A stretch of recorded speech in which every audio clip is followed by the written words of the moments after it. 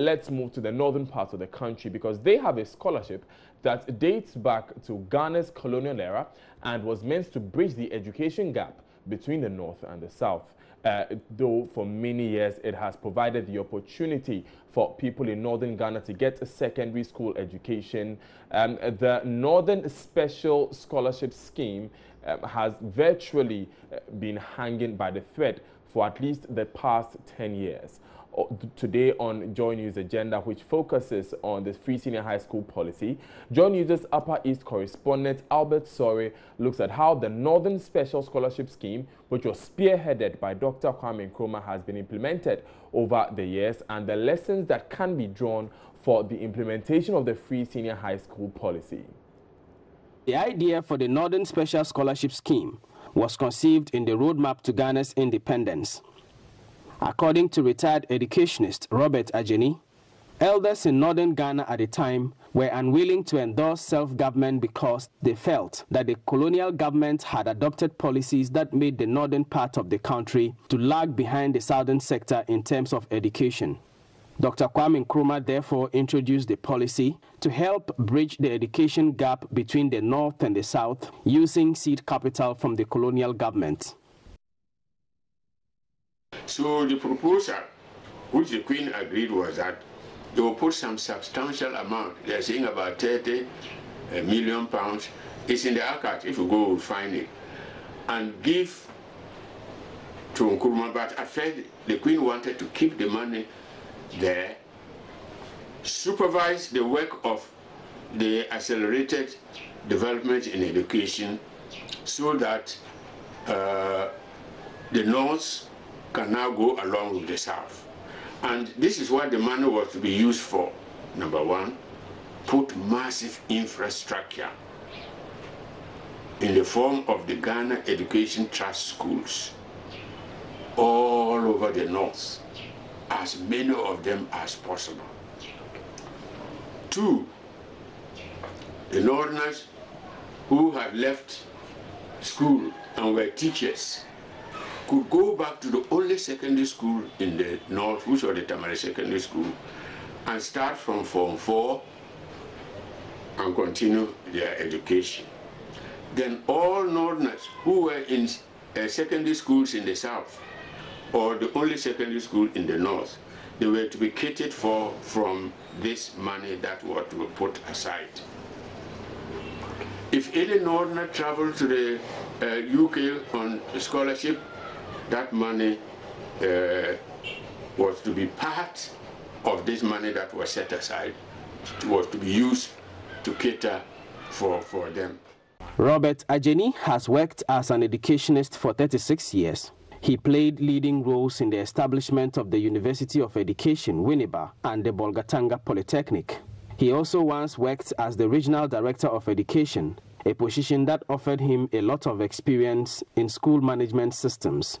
In the earlier parts of his career, Mr. Ajeni headed several senior secondary schools in the Upper East region and therefore got to be part of the implementation of the Northern Special Scholarship Scheme. So it was a positive, and it was something, I would say, worth doing. Okay. Would you say then that as the years progressed, something went wrong with this policy?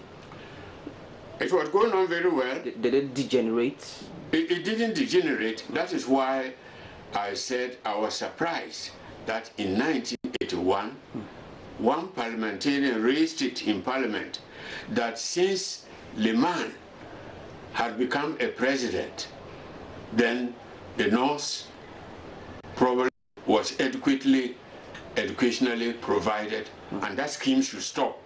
The scheme that made this man a president should stop. But a lot of argument here and there, it didn't stop, and it continued to today.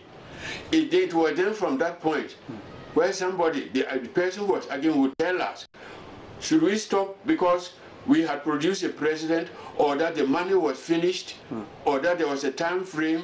All these are hanging blade. But the important thing is nobody has been able to prove that that money is finished, even as we sit today talking. Bismarck Ayorogo is the president of the Northern Patriots in Research and Advocacy, NOPRA. He benefited from the Northern Special Scholarship Scheme as a student between 1992 and 1994. Okay. For instance, I benefited a lot from the Northern Scholarship in secondary school, in the sense that I'm from a very, very poor background. My parents couldn't have afforded to pay fees if they hadn't been because of the Northern Scholarship. My parents couldn't have afforded to take care of other things that the scholarship took care of, like feeding. So I personally benefited a lot from that. And if my parents were supposed to pay for accommodation and other things, definitely I wouldn't have seen the four corners of a classroom so far as senior secondary school education is concerned. Today, Bismarck and his organization are constantly advocating for the smooth and continuous implementation of the Northern Special Scholarship Scheme. Bismarck thinks that the scheme is no longer working as effectively as expected. The feeding grants were almost coming, all the time coming in good time. But as we speak, successive governments, whether the immediate past NDC government or the present government, feeding grants to second cycle institutions is always a very big challenge. As I'm talking to you, the 2016-2017 academic year, government of Ghana is still owing these schools in northern Ghana 2 consecutive terms. The second term and then the third term feeding grants to second cycle institutions in northern Ghana have not yet been paid. So as a result of this, we know anytime there is schools open, those in southern Ghana will be in school, but those of us in northern Ghana will have to stay back a week or 2 or even at times more. Robert Ajeni admits that the Northern Special Scholarship Scheme has over the years suffered a lot of functional difficulties in implementation. He says the delays in the payment of subventions have seriously affected education in the Upper East region. I would say it was working, but if I say correctly, no, because there are attempts to stop it. Number 2, most, if not all of the schools open late because they always wait for the money to come, it doesn't come. And this is where, excuse me, that government should have now been bold to come and say that the money I'm giving you now is Ghana government money. That money is finished. The Northern Special Scholarship Scheme is on its knees because today parents and guardians have to find hundreds of Ghana cedis to pay all manner of fees anytime their wards in senior high school have to go to school. Poverty is endemic in the Upper East region, so a few families are able to afford the cost of senior high school education for their children. Dr. Yin Nyaya is one of few people who are successful in his extended family. He has the heavy burden of paying the school fees of many children in his extended family. I've just supported my close family, 3 people through the SS. The average fee, including looking after the child, the first day came to over 1,200, and that is not easy. For one child, the average house in Zanelgo or in the Nabda area or the Fafra area, they don't even have up to 2 cows. A cow is not worth 600 cedis. So how are ordinary people able to cater for their wards in school?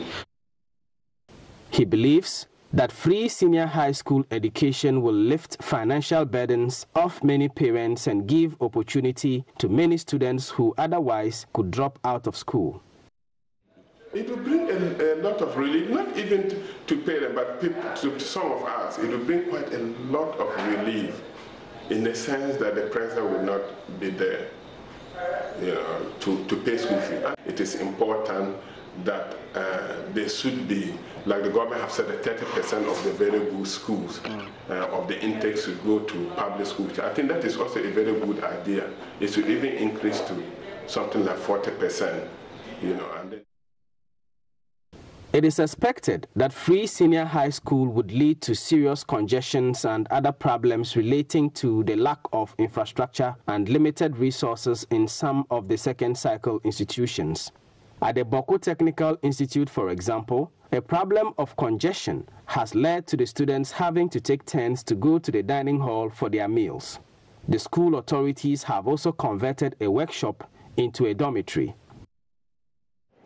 The house was not meant for students to stay there. It was a workshop which is now converted as a house, and we are staying in it. And we are suffering because the house condition is not good for us to stay in it.